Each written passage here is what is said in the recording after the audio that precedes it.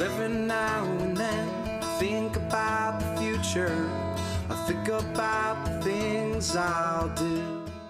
Sustainability as a term, people often sort of associate it with like the green movement and environmentalism, but you can talk about like social sustainability, you can talk about economic sustainability. I've never been this excited about the future of Dartmouth in terms of sustainability. I think Dartmouth is well poised to become a leader in the area of sustainability. The long-term goal for the Sustainability Office is to have Dartmouth be a nationally and internationally recognized leader on sustainability. Dartmouth has many resources that could be applied towards becoming a more sustainable institution.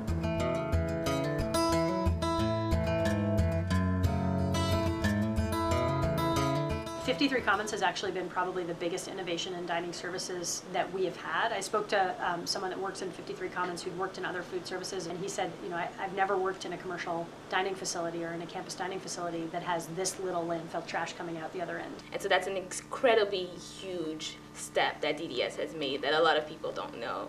And also, because of the new setup, there's less, they buy more bulk food and there's less packaging involved. Part of the reason that they have behind the user dishwashing is that it's much more efficient and it reduces waste much more effectively to have a trained person who's doing the same, you know, the same separation all the time, as opposed to students who are rushing to their next class and maybe not paying attention at the moment they're scraping their plate. What I see as the valuable goal is improving the health and reducing the impacts of our food supply, and then connecting people to where their food comes from.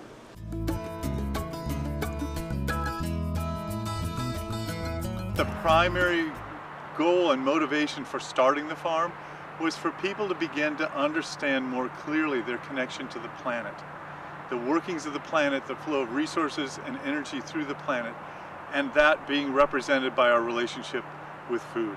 In New England, we have some real constraints that are caused by our climate and the seasonality of our food supply. We also have a food system that's the organic, local, sustainable food system in the Upper Valley is lots of small growers.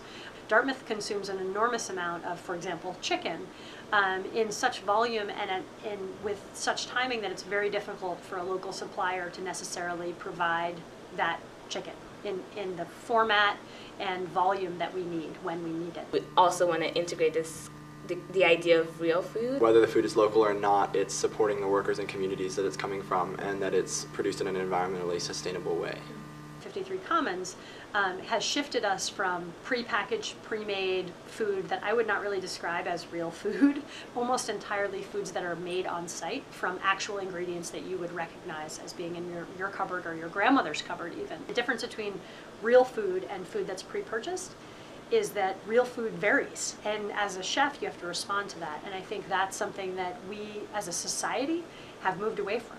You know, we're used to being able to get fries at McDonald's and have them taste the same, whether you get them in Iowa City in November or you get them in Boston in July, and that's weird.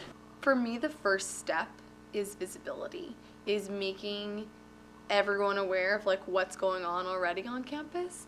And really, I think that's something that we struggle with at Dartmouth because the terms are so fast, is taking the time to stop and look at what we've been doing and be like, this is awesome, like let's celebrate what we're doing.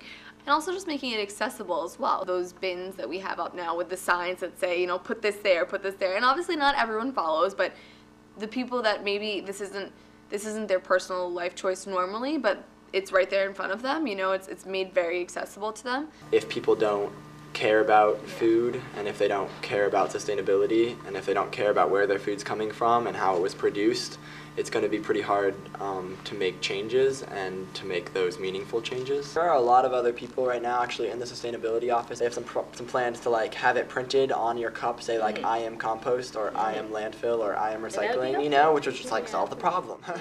Don't know, like read your cup. Can we find a way to can and store things for the winter? Is there progress that we can make there? Is it realistic in the next year? Probably not. It's just a matter of sort of getting the bandwidth and getting the funding, and I think as students really start to show interest and support for this, that will happen. Small changes that DDS is doing, and they're doing it very slowly, but they are like positive changes, like the local apples you see in Collis or 53 Commons. Like Collis now offers soy-based wrappers for the sandwiches, the breakfast sandwiches, instead of the wax-based, so now those can be composted. So it's like very little things like that, but you just get the conversation going. We feel like it's so important for food sustainability to be part of Dartmouth's identity.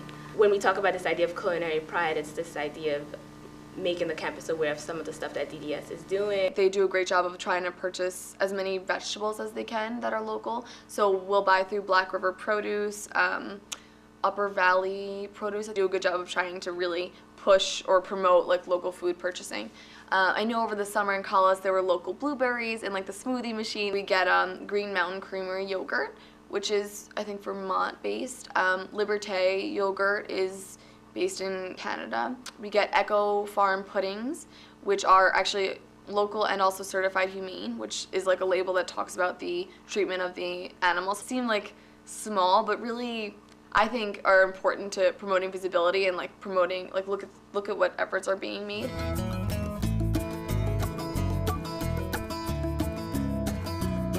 Sustainability is not going to be free.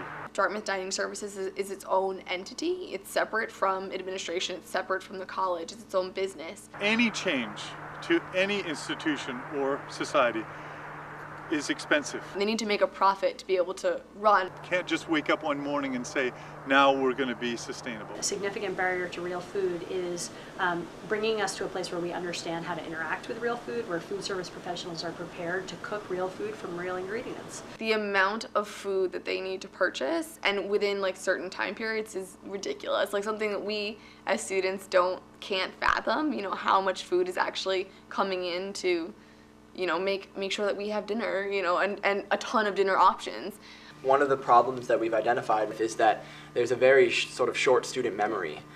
Because of our very short terms and people's D plans changing, there's not very much consistency within a lot of student groups on campus. But compared to the institutional memory of Dartmouth, which is much longer, the sort of student input on that has an ability to fade. There have been really cool like farm to school, farm to Dartmouth programs. The program doesn't really exist anymore because the funding ran out and the students who sort of pushed making it happen in the first place aren't here anymore.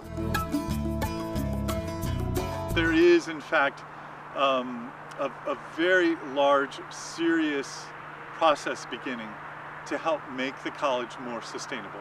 One of our big things is this idea that the world's problems are our problems. Like, it's a problem, and so it's about realizing that we need to also internalize the fact that the food system is broken and we are the ones in position to fix it. How can we work together, the consumer, Dartmouth in this case, the local grower, and the end user, the student, or faculty and staff who are eating and dining services to develop a much better system? That's really what we're after. And I just love it if students could just take the time to just say, okay, that's recyclable, that's compostable, and that goes into a landfill. Taking a spork, which seems so small and so silly, but like think about the number of students who go into college and take a disposable fork, take a disposable soup spoon. Or even if they just grab something through like running through a dining hall and think about where it came from. I think just the simple act of thinking about it, and you know, everybody can think about it, would make a huge difference. I'm not going to see huge changes by the time I graduate. There'll be little things that I will, you know, be very excited about. Dartmouth is truly well poised to make a significant change. President Kim said himself that we want to be the greenest college in the world. It's something you have to work at, and the more you work at it, eventually it becomes more systematic. But on like a bigger picture, I think it wouldn't matter what the one thing was, as long as like every day, as an individual, you're making one action and thinking like consciously, I'm doing this for a healthier me, a healthier planet, a healthier environment, and like a more holistic Dartmouth community and community as a whole. Woke up in London yesterday, found myself in the city near Piccadilly, don't really